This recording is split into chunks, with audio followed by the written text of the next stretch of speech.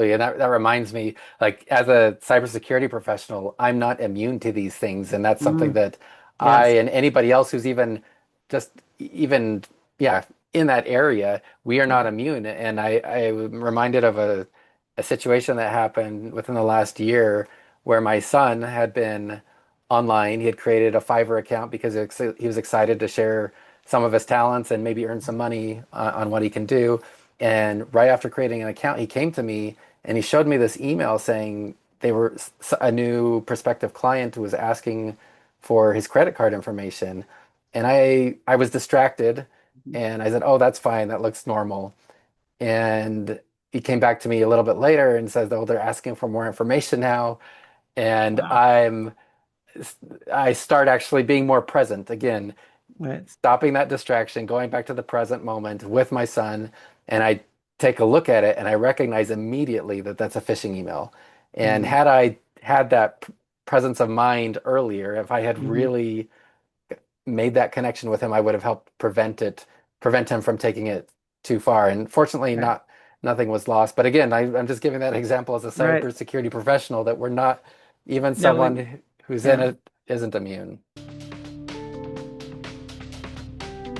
Hello and welcome to the Smarter Online Safety Show.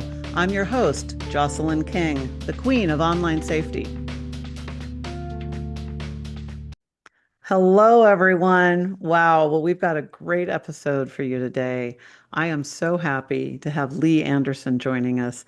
Lee focuses on the human side of cybersecurity and he helps people recognize and resist scams. And he does it without what often comes with it, which is fear or blame or, punishing the victims or making it difficult. He has over 16 years of experience in social engineering and phishing programs. And, we talk about social engineering on here and phishing, and we're going to dig into that. And he challenges that whole sense of punitive reinforcement for clicking on something you shouldn't instead of looking at how mindfulness and game-based learning helps create safer behaviors and helps build stronger cultures inside of companies and certainly helps individuals and stuff. So I'm just so happy to have you join us. Welcome, Lee. Thank you, Jocelyn. It's a pleasure to be here. I always like to start out, all of us have a story of what got us into cybersecurity or protection or some kind of online safety and prevention. I'd love to know what attracted you into this. How did you get into this? It's a good question. And I like to trace it back to when I was a kid and I loved the allure of magic. I was an amateur magician. I loved watching David Copperfield specials on television. And just over the years, I've just loved that idea of not necessarily the deception, but seeing an audience awed or in awe of things that kind of defy what the mind can think of. And so Mm, mm, as I grew up and became more aware of, I graduated in information systems, so it was more technology based, but I took some cybersecurity classes, and that idea of being able to kind of almost get something out of nothing. Like we would dive into hard drives from your thrift stores, and they were uh-huh. supposedly blank, but we were able to find credit card numbers and social security numbers, all this like secret information. And it just, I don't know, again, that allure of having these secrets. But then as I matured and became more, I guess, aware of how these things were used to target and to take advantage of people by scaring them into giving information or just with all the different the stuff the cyber criminals are doing, I Right. realized how much my knowledge of this information could be used to better serve the public. And so that's kind of been my quest over the last several years is building this curious and secure brand, just this idea of helping people recognize that they don't have to have a lot of technical expertise to thwart these types of attacks. If they could just pause and check in with their emotions when they are being targeted or whatever, that'll be do more than I think a lot of worrying so much about the lack of technical knowledge. That can go a long ways. Wow, I love that. I love that your whole background and how you got into it. And there is that same kind of awe and mystique around cybercrime and scams and all of that. And very, and you mentioned David Copperfield, right, famously from Vegas and the shows, and it has that sort of Vegas sort of how do they do that sort of feel to it. It's Yeah. so true. One thing you brought up, I love the story about the getting into the donated devices because most people think, oh, I deleted all the files. And, we have not even touched on that here. So we'll dig into that in a moment because the whole thing about when you know, how you wipe something clean so that the information's there. I think a lot of people can't fathom. There's a certain percentage or listeners, large majority probably are going to think, well, I deleted, all the files, all the information. So how could they possibly have that? Let's dig into that. That's a great topic that we haven't covered before. Sure. Yeah. And that is, yeah, I can see that the idea. I mean, it seems simple. You delete it, it's not there. You throw it away, you shred it or whatever, and it's gone. But Hmm. it isn't that simple. I think there is present day, there's more encryption going on. So if you have a complex password or a PIN on all of your devices, a lot of Hmm. times the devices themselves will encrypt it so that it's very difficult to extract that data off. Hmm. However, I personally don't trust. I don't. It's a lot easier to just take the hard drive out and donate the computer or something like that. And you can take the hard drive to a shooting range, or maybe there's a secure. Uh, I'm not sure if there's like shredding facilities that'll do that with like that kind of material. But yes, it's something that Right. definitely think twice about getting rid of those computing devices because you have no idea what is stored on them. No, that brings up a great point because secure, anything that can be put on. I mean, there is a lot of truth to all the CSI type of things that we watch where they're doing some kind of digital forensics and they're Right. finding things, or you're finding out on the show, the FBI or the CIA or whomever, or the bad guys are getting information that they shouldn't have. And there's kind of this David Copperfield-esque mystique to it of like, oh, there's something there. Because people like, like you and all the people you and I work with, right? There's a large pool of hackers and scammers, and a majority of them, um, well, I don't know what the exact numbers are. I don't think anybody does. I won't try to say that I know what it is, but there's a percentage of them that are bad actors who turn to crime. And the Right. others are the ethical hackers, the good guys. We also call them white hats versus the black hats. And I think that, so you found yourself having the same skills as hackers. And instead of Hmm. taking that information for your own, making money on it and looking at how you could, cheat people out of their savings or whatever, you thought, oh my gosh, I need to do something to help people protect themselves from this exposure. So, Exactly. so how did that, where did that lead you to do over the course of creating your company? Let's talk about your company again in your initiative of what you do for helping protect people and learn how to stay safe. Sure. And it's a budding. I don't know if I would accept the the label company yet. Okay. It's a brand new brand. I'm fully employed, and I do ethical hacking and security awareness for my full-time job. But Hmm. this curious and secure brand has Hmm. been just kind of that idea. As I've It's been really interesting to see how my own personal development with mindfulness and meditation and trying to really hone in on being present to improve my relationships at home has Hmm. really overlapped with the psychology of social engineering and how I've just loved the overlap that you can do one thing and improve yourself across a variety of domains, Hmm. and that's kind of what I really want to help people understand is that you can be secure and improve your relationships in the same breath, and that should hopefully give a lot of relief and confidence, I think, for people. Yeah. It's so interesting to bring that up because inside the profession of cybersecurity, cybersecurity professionals are called paid paranoids for a reason because they're always thinking, how could they get in? Where's the little gap that they're going to get through? They're always looking for the one weak spot that's going to leave the company or the family or them or their banks or their finances vulnerable. And so the fact that you're talking about cybersecurity and mindfulness, those are not terms you hear in the same sentence very often. But the need is so great because you can't Yes. live on constant, vigil without burning out if you don't take care of that. So I'm glad you're doing that. That also, let's talk about this too, because you're also connected with the Innocent Lives Foundation. And Yes. I'd love for people to know about that and your work there and what you're focused on doing. Sure. Yeah, I appreciate you bringing that up. I've been volunteering with the Innocent Lives Foundation for over 7 years now, and the mission of the organization is to identify online predators and work hand in hand with law enforcement to help bring them to justice. So we aren't the ones that actually serve them papers or get them arrested or anything. We give that to law enforcement.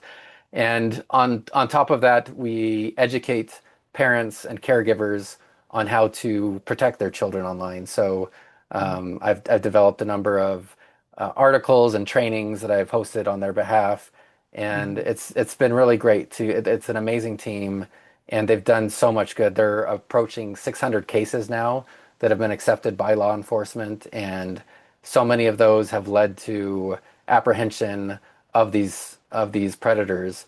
And over the course of my time there, we've learned that it takes about $6,000 to complete one case, to identify one person and get them um, into justice. And one of those predators has the reach of affecting up to 400 children.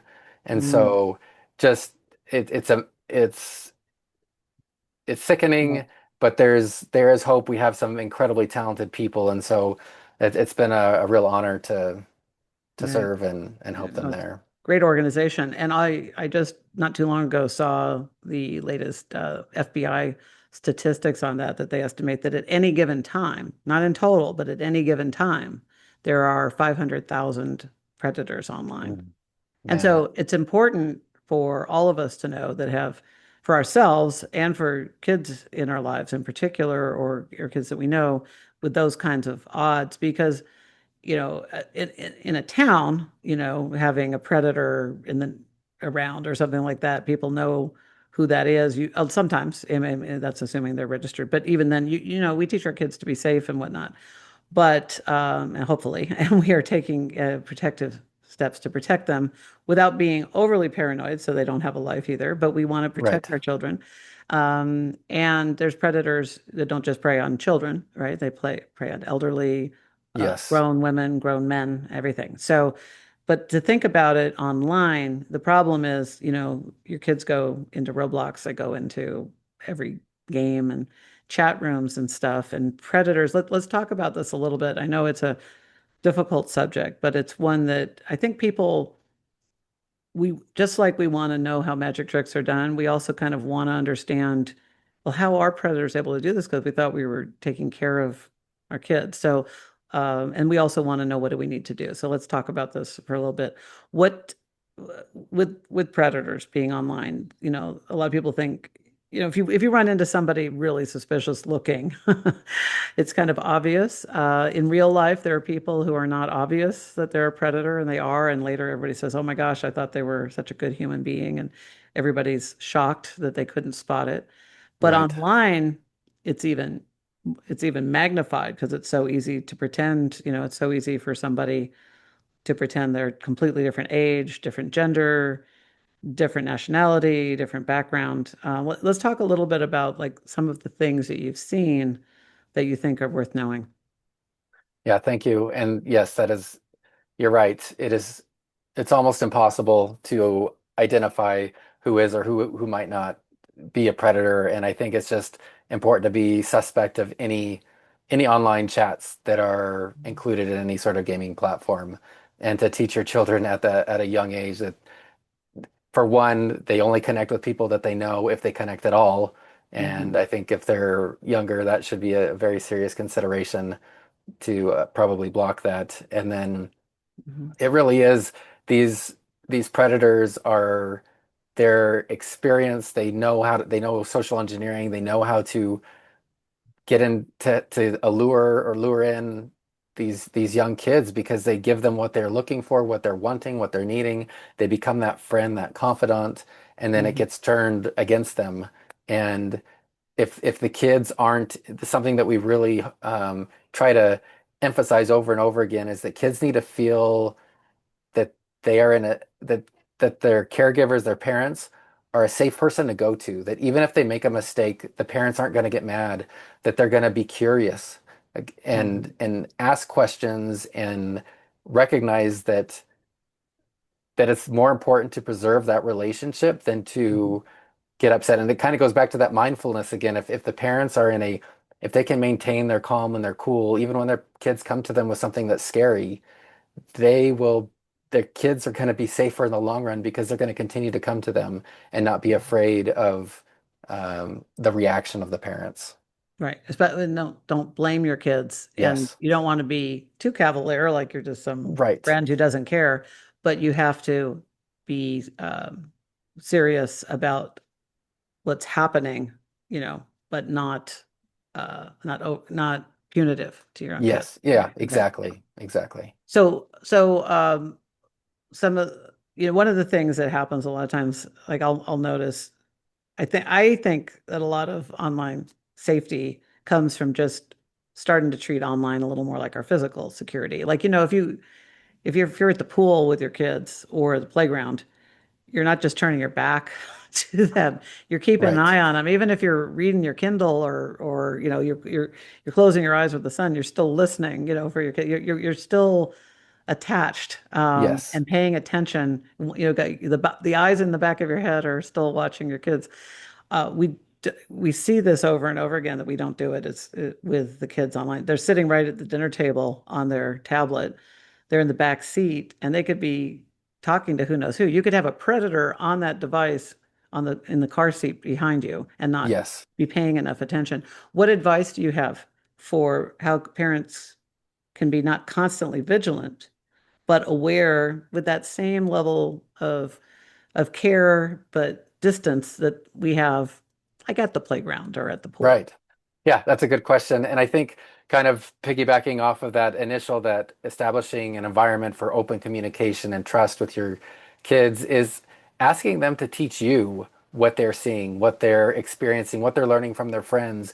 So, because it's almost impossible as a parent, I have 5 kids of my own, and I don't know what they're learning, what's new out there. I mean, I do my best, but to really just show them that you're interested and let them teach you really helps strengthen that trust. Mm, And then, kind of as a part of that, there are a lot of very good monitoring capabilities that are either built into the devices themselves or apps that you can add on top of that. And I would highly recommend looking into those, but not with the intent of hiding it from your kids, because if they feel like they've been spied on or that the parents are if that ever they're gonna keep things from you. And so it needs to be out in the open and they need to understand that this is these are guardrails that you're trying to put up because you care and love mhm. them and want to help keep them from the bad things that are out there. I'm picturing those little floaties we put around kids' arms when they're in the pool, or the little, lifesaver Yes, ring, or some kind of toy.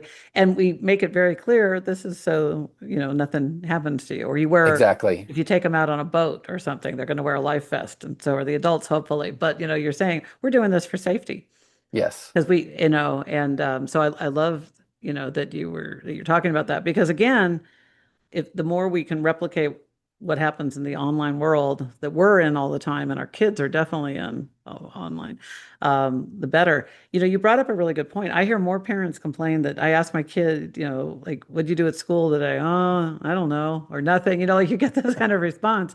So it's a great opportunity to say, well, what'd you do online today?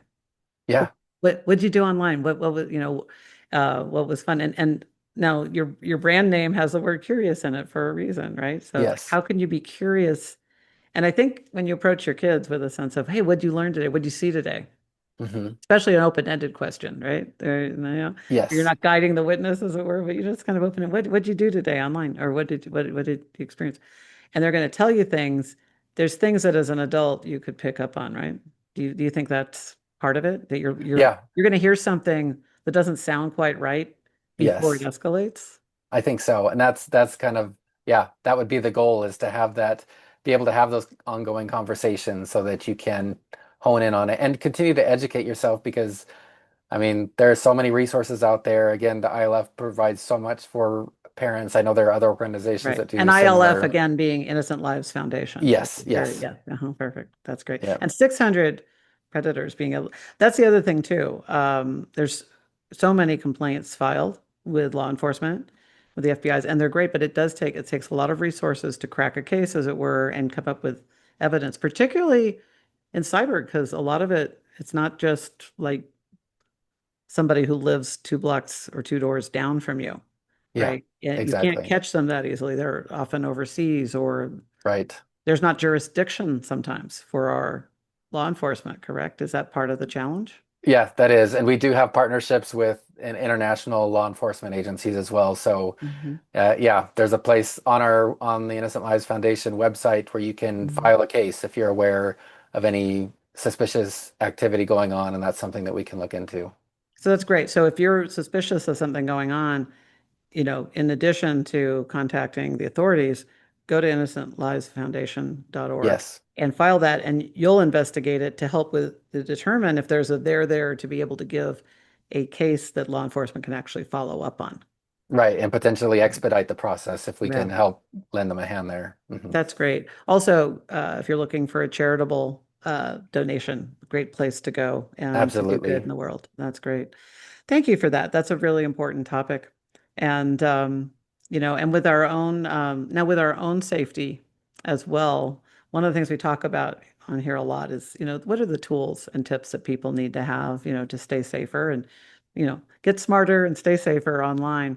So what we talk a lot about, password managers, 2FA, freezing your credit, locking your devices, all the foundational hygiene. I like to repeat it and reinforce it to remind people of doing it, to remind them to, if they're already doing it, to share it with their loved ones, and people they care about, because so many people don't do basic care, and also to reinforce how important it is. But beyond those, what are some other things that you would really like to see people doing more so that so that they're safer in this crazy world we're in? Yeah, and those are absolutely some of the foundational ones that you just mentioned. So I would definitely underscore all of those.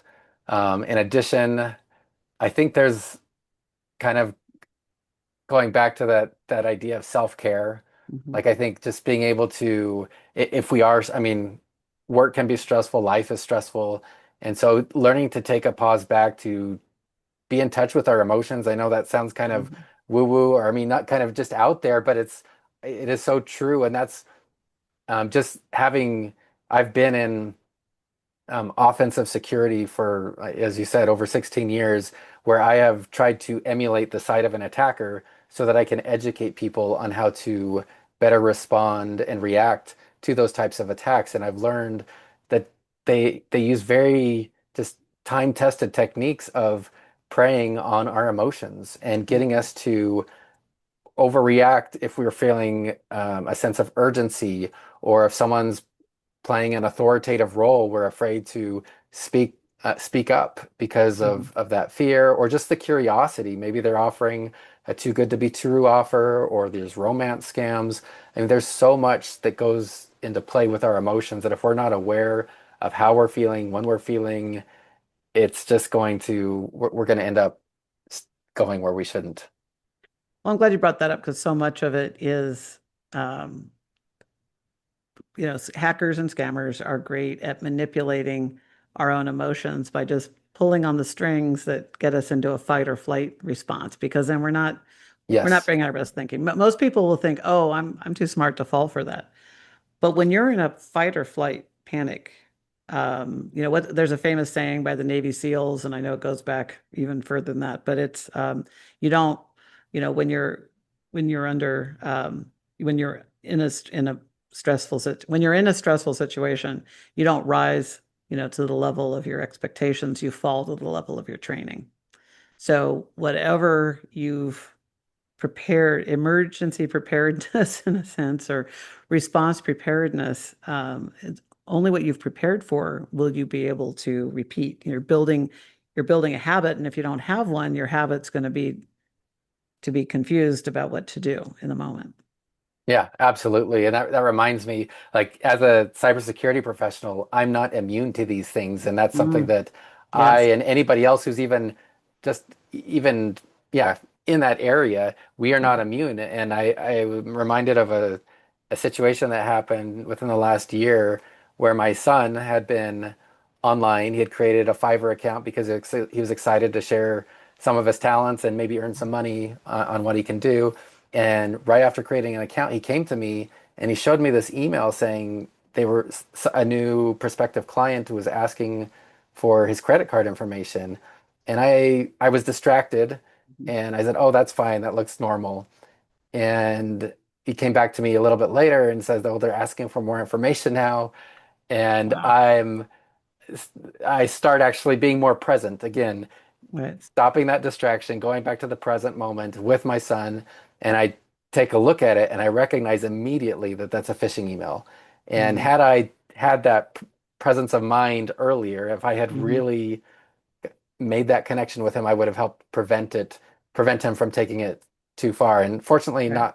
nothing was lost. But again, I'm just giving that example as a Right. cybersecurity professional that we're not even No, someone who's in yeah. it isn't immune. Well, we all have that. I mean, there was a friend showed me email the other day, and it looked legitimate at first base again because it was so AI crafted. But and I thought, okay, it looks legitimate, but I'll go through and going through the checklist, which is again the habit that you for, right? The level of your training that you fall to. When I'm going Uh-huh. through that, these five things I'm looking for, it failed number four, and I was like, oh no, this is a scam. Do not click on this because if I had only looked at three and stopped, and I didn't, and also I didn't have my specialization that you and I have, which puts us in a different level Right. of preparation. It'd be very easy to just think, no, this looks legitimate. Go ahead. What could possibly go wrong? Or they're not asking for something, they're trying to give you something, or they're clicking on something, or and it looks legitimate until you realize one little thing that's off. And I there's so I think that this is really important, like what you're saying. I love talking about the break. You got to give that pause because that gets you Yes. out of the fight or flight response. What are a couple of other things that you think are really important for people to do in these modern times? Because you're seeing all these cyber attacks coming at companies, and you're seeing the sophistication, particularly of AI tools in the hands of cybersecurity or Yes. cyber criminals, and what they're doing with it. Even if they're using it, you're seeing it in a corporate environment, it's still coming for a citizen and a consumer somewhere soon. What are you seeing that we should be aware of so that we're more likely to spot it when it shows up? Yeah. And yeah, AI is definitely um, changing a lot of things. And I think a big thing is making sure your devices have automatic updates installed. It's Mm. kind of like very similar to antivirus, which I know doesn't catch everything, but at the same time, your keeping your devices up to date is going to help prevent a lot of these attacks from happening. Um, Right. So all those people listening who keep hitting remind me later, we see you. We're talking to you. exactly, And for exactly. those of you who already have it on auto update, we'll say, yes, you get a gold star. Good job. That's right.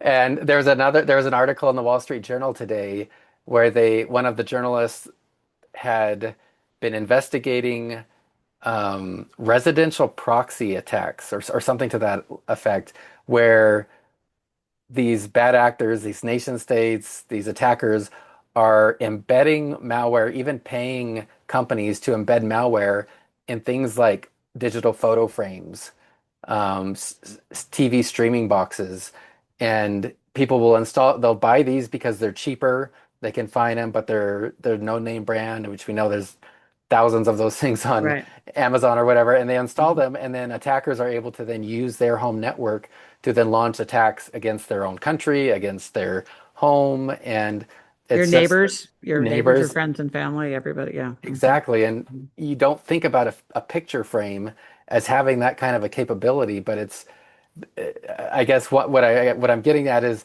making sure anything that you have, those smart devices, your smart speakers, whatever, make sure they're on a network that's separate from your personal and work PCs, Yes. that so that they cannot cross over if they do get compromised. And I think most modern routers have a guest mode, and I would highly recommend making sure Well, that you that's used. they do, especially the good ones. Here's the other thing: the U.S. government just put out. They're actually saying that you have to use U.S.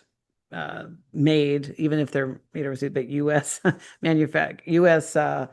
Companies for routers and things moving forward because it is such a huge epidemic and such a huge. Hmm. It's now a threat to national security.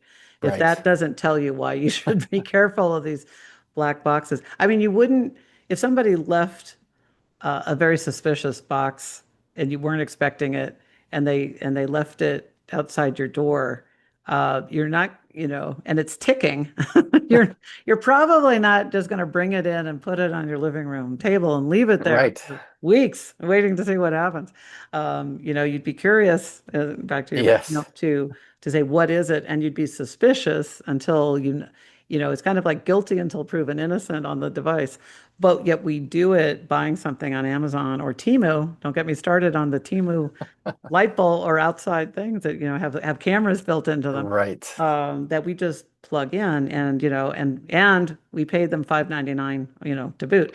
So, and now it's spying on us. So I think we have to. The other thing, Roombas. I've seen video of of college girls or young women in their underwear running around, that was taken from their Roomba Oh vacuum man. getting hacked, and they're getting out of the shower, and there's nobody in the house, but there's gosh knows how many people able to see from the camera of the vacuum that's running around. People, we don't think about these things because cameras are so secure right now. So we really need to be conscientious of what we bring in. If you wouldn't pick it up without knowing what it is and bring it into your house for your and endanger, and you think of it as a possible threat to your family or yourself or your home, then treat everything else that way too that connects to the internet. That's very, very, very good advice. Yeah, But it is. And you brought up something else extra about that too when you were talking about uh, just the guest network. I would like to talk about that. So I think maybe 1 in 10 people understands a router. It can even describe the difference between a modem, a router, and Wi-Fi. And sometimes they're combined. Sometimes it's one and two. Sometimes it's three. So it can be incredibly daunting for the average person, especially people who are a little overwhelmed by technology, to think, I don't even understand this. So let's just break that down. You're talking about, a device where they could have a private network and a guest network. Could you explain that just so that everybody can get their head around it without feeling like they don't understand tech well? sure, sure. So the way it usually works, I'm in a residential neighborhood, so we have um, the city is lined with cables and fiber optics, and those are brought up to the house, and where they enter the house is where my router gets connected so that it can give me internet access throughout the house. And sometimes that device will have Wi-Fi built into it, and other times people will have to have a separate device to deliver the Wi-Fi. But And in fact, is can we just say it's called a router because it's giving your house a route to the internet, correct? correct. Yeah, Yeah. exactly. Mhm. So that router, let's just assume that the Wi-Fi is built in. It typically is. You'll configure a Wi-Fi name, um, whatever your Wi-Fi name is, and that's generally just a main network, and anything on that network can see everything else on the network. And so if you invite guests over or you put your smart devices on, they can all talk to each other. And that's not a good thing if you're doing your banking and secure personal stuff on something that you don't necessarily trust because It has your Roomba and your smart yeah, fridge and that little black box you bought on Temu that you don't even know what it does. exactly. Exactly. And I would highly recommend looking at your router, typing in the model to ChatGPT or Gemini or whatever and say, Or how do even I just enable? Google search. Yes, Google search. Yes, exactly. and say, how do I enable guest mode or how do I enable a guest network on this? And it'll give you a step-by-step instructions on how to connect into it and create that separate network. And then you'll have to go through and then manually, so you'll essentially create another Wi-Fi name. So whenever you look at your phone or your computer, there'll be two different Wi-Fis, and it may create some inconveniences because maybe you won't be able to control your smart TV from one network. So you may have to switch over to that guest network in order to Right. control your smart TV or whatnot, but Or it's your totally, printer, or your maybe your printer. printer. Yes. Hmm. Yeah. So But it's kind of, let me just say that I understand what you're saying about this. However, it's kind of like, well, instead of just having, let's just say somebody has a 3,000 square foot home. Let's say they had no walls inside. You've got a kitchen, all the bedrooms, living room, dining room, and there's zero walls. It's just one giant, warehouse. Then you decide, you know what, we want some privacy. We're going to put up walls, which is what you're talking about. Is yes, creating a guest network is like creating a separate, that's the public room, and then you're going to create your private bedroom with, yes, and it's kind of like saying that closing your door and locking it is an extra step and a pain. And I would argue that you don't argue about that in the physical world.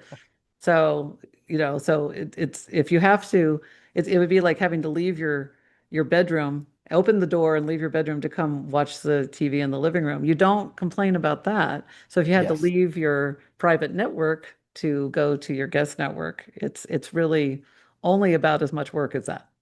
Yep. That's a great analogy. So that's great. So everybody, that's why you want to have a guest network, and that's why it's worth doing that extra step because you're already doing that extra step in your real life with your real doors and your real locks. That's so great. Yes. That's so great. Oh, I love this. And then so then they'll create a guest network and then tell them what should they put on the guest network and what would they put on the private. So on the guest network, it would be obviously any guests that come into your house. But then the things that are there constantly would be your smart TVs, your smart speakers, your smart refrigerator. I mean, anything that you would want, uh, anything that you don't have direct control over. Like the only thing that wouldn't be on that, that would be on your main network would probably be your laptop and your cell Hmm. phone. Hmm. And I mean, maybe your security, if you have a security camera, that might be Hmm. something if you trust that. But then otherwise, yeah, you want to be very, very selective on what essentially the default should be. It goes on your guest network Right. unless you absolutely trust it. Okay, that makes total sense. Yes, and then you keep it. And if you have your own business or you have a lot of money that you're trying to protect or whatever, you might even want to separate your own from your family, right? If you Yes. have Yep. teenage kids who are on and their and their and their gamer friends are sitting in the living room on, you still don't want them on your network, right? Exactly. Yeah. Yep. Okay. Now let's talk about, some of these other things that are so critical because this is so great. You're a cybersecurity professional who helps companies stay safe and you help people stay safe. You and I are both asked all the time, should I use a VPN? And also something like, oh, I'm completely protected because I'm using a VPN. So let's get into that. What are the pros Okay. and cons of VPNs? And then there's the digital type, and then there's the hardware type. Let's break this down for people. What's the 101 on VPNs? Sure. So yeah, a VPN, a virtual private network. It's kind of, I mean, what it's a way to implement privacy to some degree. What it does is if I have a VPN installed on my laptop, I could then go connect directly to a VPN server, so some computer hosted, who knows where out in the world, and that channel would be encrypted. So if I wanted to hide my internet traffic from my internet service provider, I could create that VPN. It's called a VPN tunnel, and it would be encrypted, and my internet service provider wouldn't know what sites I'm visiting and wouldn't be able to pry into my information, which is likely what they do. However, you don't know who owns that VPN server. They may be a reputable company, but they have access to everything that you do and see. And so it's sort of a trade-off.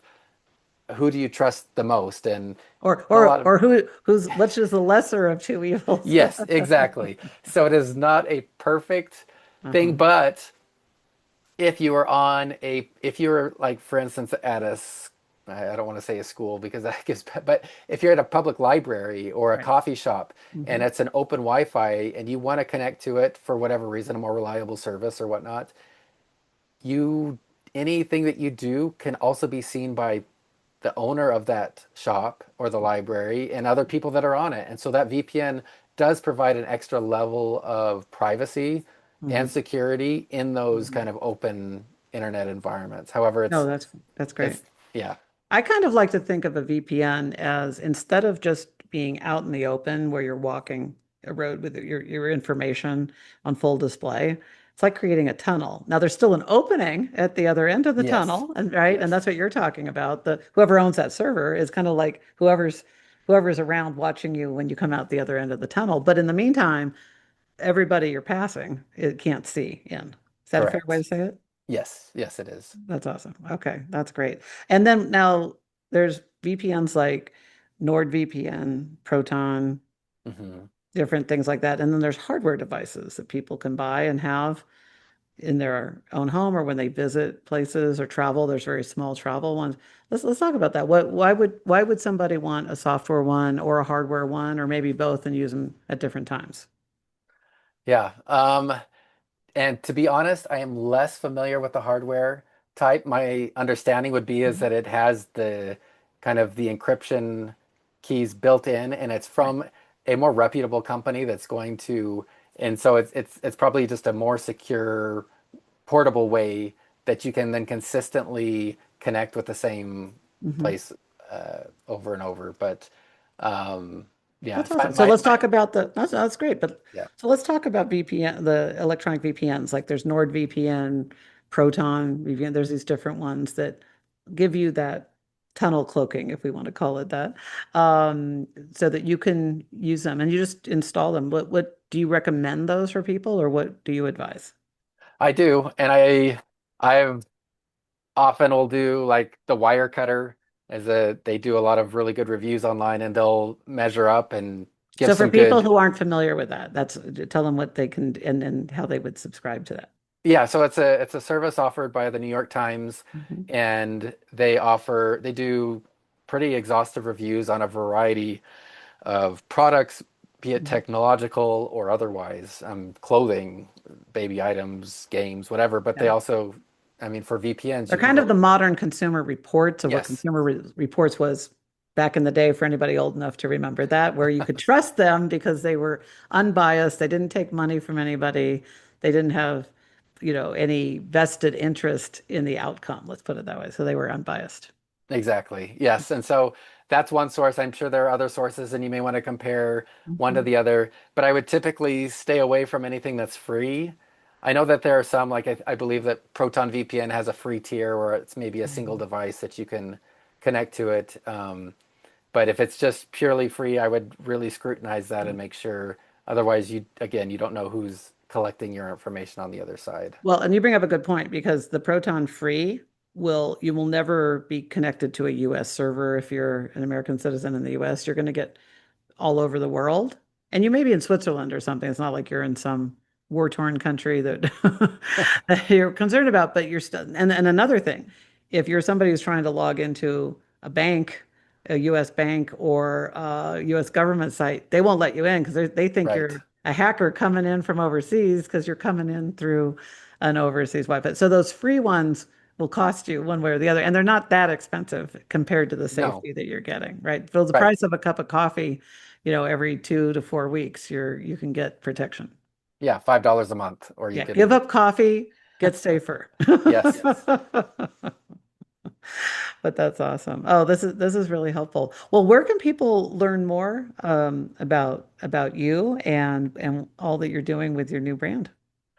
Yeah, I'm on social media. My handle is at Curious and Secure.